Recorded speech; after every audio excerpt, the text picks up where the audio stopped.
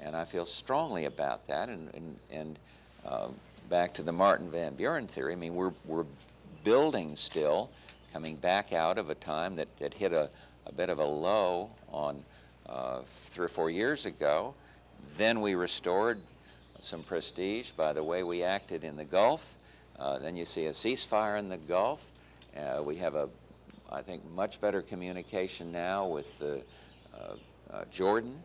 We've kept good cooperation and coordination with the Egyptians.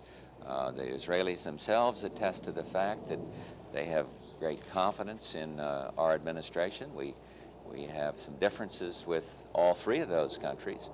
But no, I think it's moving, but Norm, I wish there was a shorter term answer to stop the killing in Lebanon.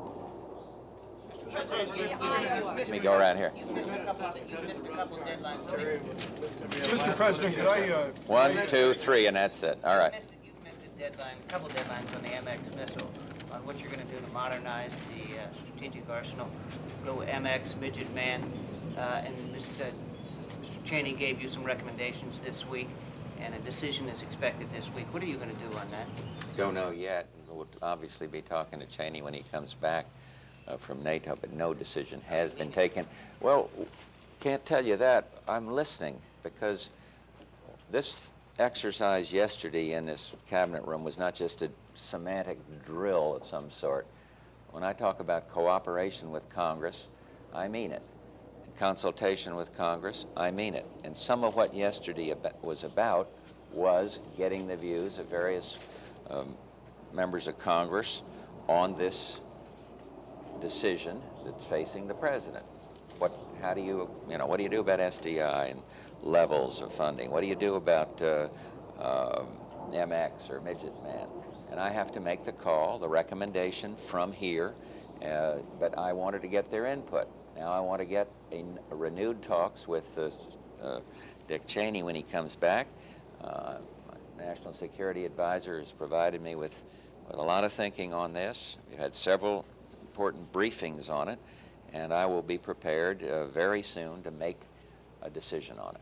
But we haven't, I can't go any further than that. Twice. Mr. President, you met now with Mubarak, Shamir, and Hussein. What is the next step in the Middle East peace process? Not sure now. On the table is the election process, and one of the things would be how we flesh that out, taking into consideration the concerns about it that have been expressed by Mubarak and by King Hussein, and also by Mr. Shamir. So how we do that, what the modalities are of that, will be a lot of thought will be going into that.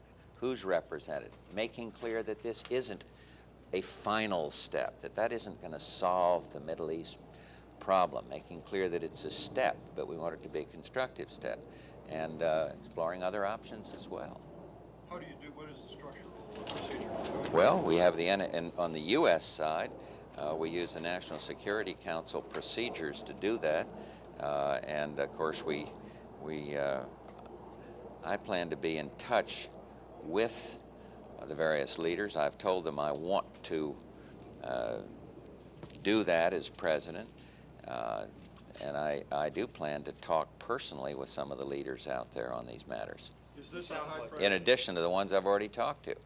For example, I talked to King Fahd the other day, and I think that is useful to be sure now, after this round of visits, what do they think? A lot of these countries can be important players here, and the more agreement we can get on the next step, the more likely it is to succeed. Lastly. In the Iowa, is it time to say that 50-year-old battleships are in fact obsolete and to begin taking them out of service? Is that the lesson here, or No, if not, what's your lesson out of it? That's not, well, my lesson is that find out what happened in infinite detail, check all procedures to be sure that safety is at the highest point, and but I wouldn't jump to the conclusion that because that kind of